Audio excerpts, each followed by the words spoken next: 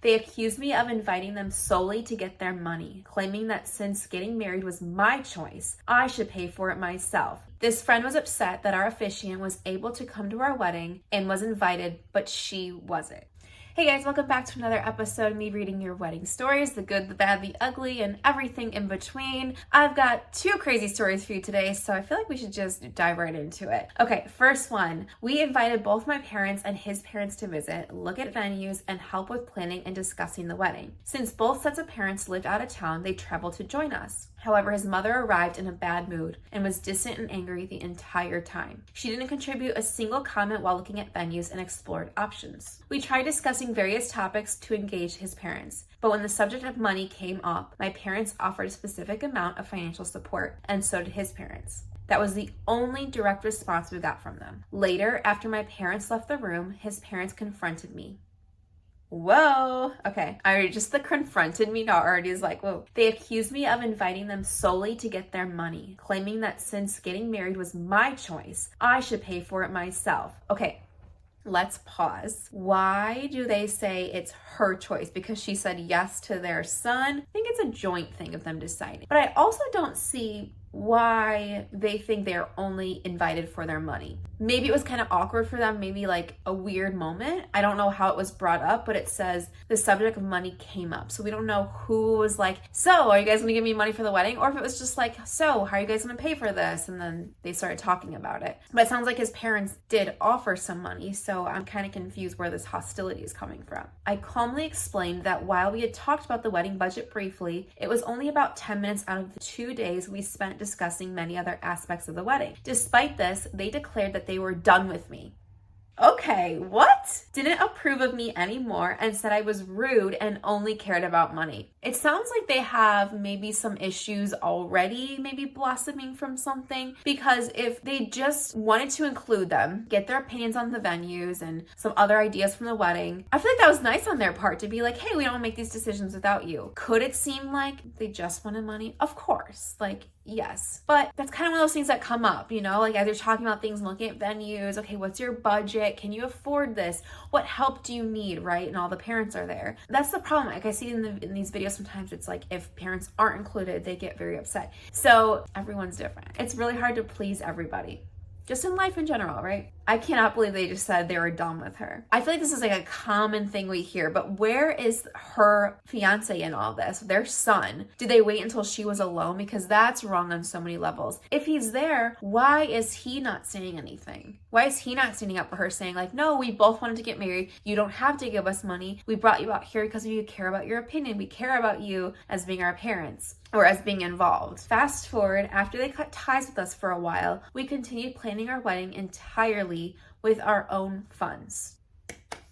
Basically a big sorry, we're not gonna be treated that way. During this time, his father cheated on his mother, which caused a major shift in her attitude. Suddenly, she decided she thought very highly of me and wanted to be involved in the wedding on the condition that we didn't invite her now estranged husband because of his infidelity. Okay, where do I even start with this? Okay, so this is crazy. I thought they were going to say they found out about infidelity and that's why she was acting that way, but it sounds like she was just being that way and they cut them out. But then as soon as this cheating happened, she was like, hey, so remember when I said I didn't want to be involved in the wedding or give any financial help? Now I do, but it's coming with strings. I need to follow up with this person because I want to know what happened. Are they going to invite the father?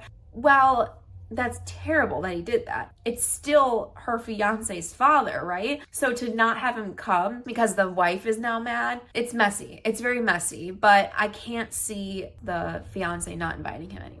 So I kind of want to follow up and see what happens. Okay, that was a shorter one. Comment below and tell me what you guys think. What would you do if you were this person? Also, the flip of the switch, being so rude to her, saying we're done with you. I can't believe you're asking us for money, blah, blah, blah, blah, blah.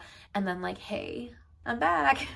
Okay, next story. So funnily enough, my spouse and I got married about a year ago now, and we only invited a few people because while we did want to get married, we only wanted a small ceremony now and figured down the line when funds weren't as tight, we could have a real reception and ceremony later to renew our vows. So we decided to go ahead with everything. People were asking if they could come, and we gave them the same rundown and really only invited our immediate family and best friends. This came out to 15 people total. We decided to live stream our wedding so that everyone that couldn't come could somehow be there. One of our now ex-friends after the wedding decided to argue with us because they had previous history with our officiant. Our officiant was another friend of ours. We had stated previously that we were not taking sides and that we made up our mind with who our officiant was going to be. This friend was upset that our officiant was able to come to our wedding and was invited, but she wasn't. We tried clearing the air of any ill will because at the end of the day, who my spouse and I are friends with is no one else's business, nor should it affect our relationship. Ooh, okay.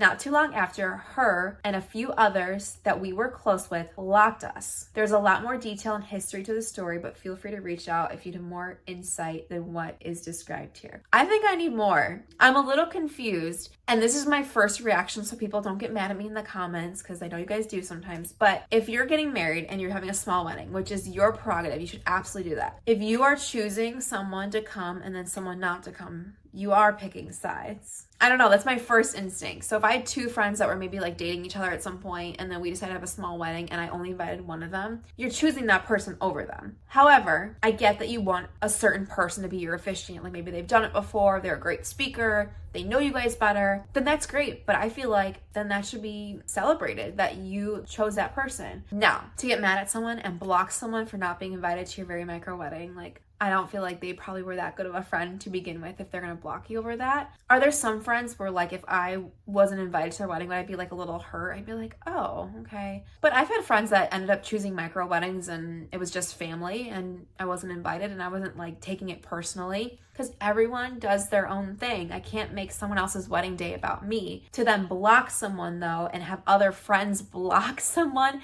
because you're not invited is like, come on, why are we doing that? People feel like they are entitled to an invite when it comes to weddings, like if they're, close friends or family. But remember, relationships are two-sided. So you might be one of their best friends, but they might not be one of your best friends, and that's okay.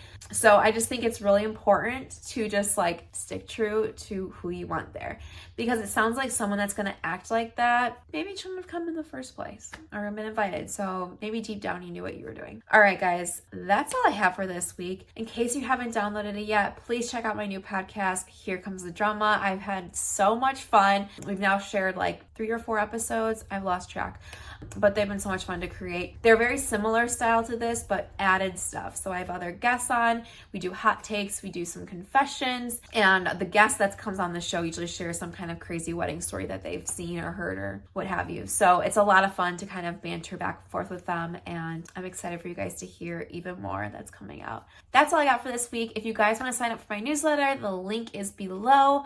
I'm working on some new content for you guys and some new projects that I'm very excited about. So stay tuned for that. Thanks so much for hanging out with me, and I will see you guys next week. Bye now.